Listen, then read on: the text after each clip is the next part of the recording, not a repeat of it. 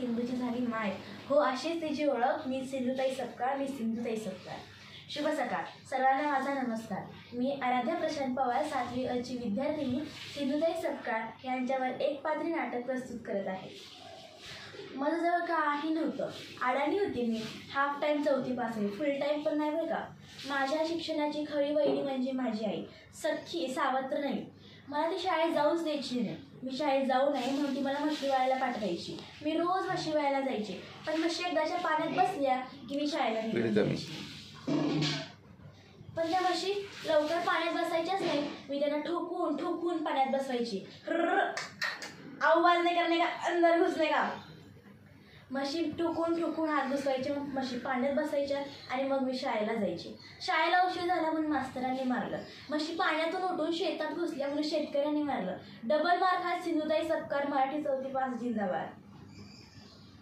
खरं तर माझं लग्न झालं तेव्हा मी 10 वर्षाची होते आणि माझे पती 35 वर्षाचे. खतरनाक मॉडेल होतं, मोठ्याच्या मोठं. मी जेव्हा नांद्याला गेले तेव्हा मी 11 वर्षाची होते. लोक म्हणायचे ही 11 वर्षाची मुलगी काय करू शकणार आहे. मी जेव्हा 20 वर्षाची होते तेव्हा माझ्या पतीने माझ्या चारित्र्यावर संशय घेतला. मला घराच्या बाहेर काढून दिले. जा निघ, तुझं काळं तोंड मला परत दाखवू नकोस. अगं निघ जा. नाही नाही, मी काही नाही केलं, मला मारू नका. मी खरंच काही नाही केलं. माझ्यावर विश्वास ठेवा. माझं बाळ, मी कुठे जाणार, कुठे राहणार, माझ्यावर विश्वास ठेवा. मी खरंच काही नाही केलं. अहो नाही नाही, मला गाईच्या गोठ्यात ओढत नका नेऊ. मी खरंच काही नाही केलं. माझ्यावर विश्वास ठेवा. मला गाईच्या गोठ्यात नका टाकू. 9 महिन्याची गरोदर होती मी. माझ्या पतीने मला मारलं आणि गाईच्या गोठ्यात नेऊन ठेवलं. पण बाळांनो, माझ्या अंगावरती एक गाई उभी होती, जेणेकरून दुसऱ्या गाईंनी मला मारू नये. आणि त्याच गाईच्या गोठ्यात मी माझ्या मुलीला जन्म दिला. माझं बाळ, मी कुठे जाऊ हिला घेऊन, कुठे जाऊ. आईकडे जाते. आई आई. अगं हे काय, कुठनं काळा तोंड करून आणलीस. जा निघ इथून, निघ. अगं आम्हाला समाजातली लोक विचारतात, आम्हाला राहायचं इथे. निघ इथे, थांब. ही भाकरी घे, निघ इथून, जा जा निघ.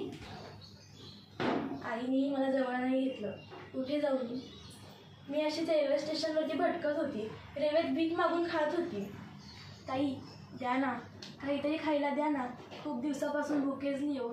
थोडंसं तरी द्या ना, लेकरासाठी तरी द्या ना थोडंसं.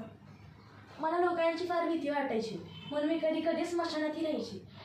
एक दिवस होता, मी स्मशानात होती. खूप खूप भूक लागलेली. आजूबाजूला काही खायलाही नव्हते. स्मशानात माझ्यासमोर एक प्रेत जळत होतं. त्याच्या बाजूला लोकांनी फेकून दिलेलं पीठ होतं आणि तिथेच एका फुटलेल्या मडक्यात पाणी होतं. काही सुचत नव्हतं, भूक तर जाम लागलेली. ते मी पीठ घेतलं. त्या फुटलेल्या मडक्यातल्या पाणीने ते पीठ मळलं आणि त्याची भाकरी थापली. ती थापलेली भाकरी मी त्या प्रेताच्या आगीवरती जाळली, भाजली आणि ती गटा खाल्ली. पाणी पिलं त्या फुटलेल्या मडक्यातलं. मन तृप्त झालं, भूक भागली. खरंच बाळांनो, भूक फार वाईट असते, फार वाईट असते. माझ्या मनात सारखे विचार यायचे की मी जीव द्यावा, मी मरून जावं.